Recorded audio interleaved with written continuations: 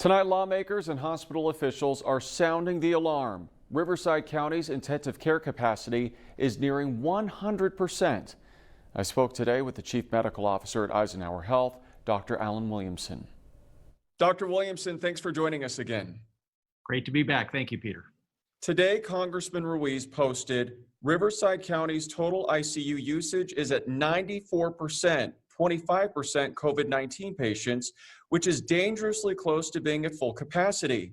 The state safety criteria is to maintain a 20% open ICU bed reserve, 80% ICU usage to handle rapid flare-ups. Is that in line in what you're seeing at Eisenhower?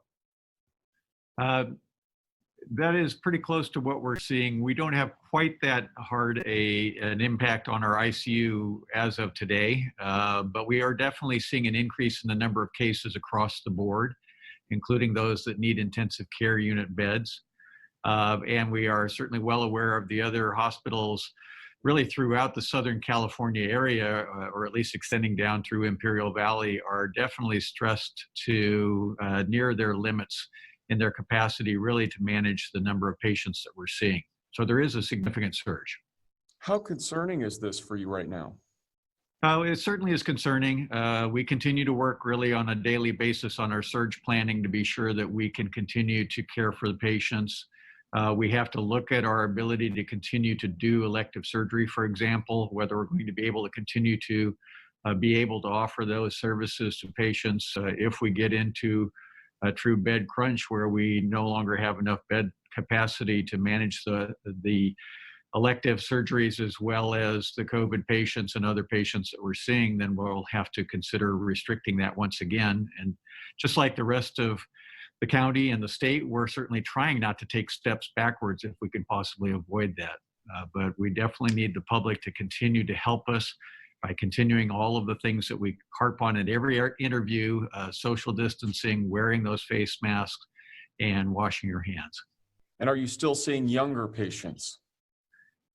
We still see kind of across the board, but because we're seeing far more patients out of the East Valley, and if you look at the East Valley demographics, there is a younger age population, younger average age in the East Valley. So yes, we still see a number of 30, 40, early 50-year-olds that are coming in infected.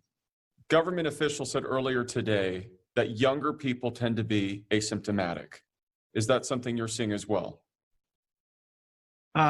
It's a little hard for me to really talk too much about asymptomatic patients because we don't tend to see those at the hospital. But I do think it's a fair assessment that the younger patients as a whole tend to be less severely affected unless they have other comorbid conditions. If they have diabetes, if they have high blood pressure, if they have kidney disease, then we are seeing those patients really quite ill and coming to the hospital. But the important thing for us to remember is that even those younger patients, particularly in our East Valley community, they're often living with parents, grandparents, and so on who are at risk. So while the young people may feel that they're somewhat invincible and can afford to get the disease and really not worry about it, they really have to think about the rest of the community that they're around, their family members and so on, that they can easily spread that virus to. Do you believe that there's enough testing being done right now? Well, I think we're doing pretty well with testing. It is a challenge for us every day. We continue to have to monitor that and control to a certain degree. I'd like to be able to test some patients that we really are not able to test right now. And ideally, if we really wanted to practice good public health, we would be testing everyone in the community and trying to isolate those that are potentially or that are infected and may well be asymptomatic because they can potentially spread the virus to others. But right now we still have some limits on that capacity to do that. And then we have talked before about the fact that even if we were to identify those patients that are potential vectors of the disease, do they have a living situation where they really can practice good isolation, good quarantining methods, or are they in a multi-generational or even multi-family home where, practically speaking, that's very, very difficult to do? The county has been on the state's watch list for well over a week now. and shown very little signs of improvement. Are you concerned that we could be heading into another shutdown? Uh, I'm concerned, as any member of the public is, that that may happen. I think the responsibility is ours to continue all of these efforts despite being tired of this. We just really have to continue to push forward with all of the basics that we've talked about, and we can flatten the curve again. We've done it before. We can do it again. But it does just require a concerted effort on all of our parts to do that. And then I think we can potentially avoid that.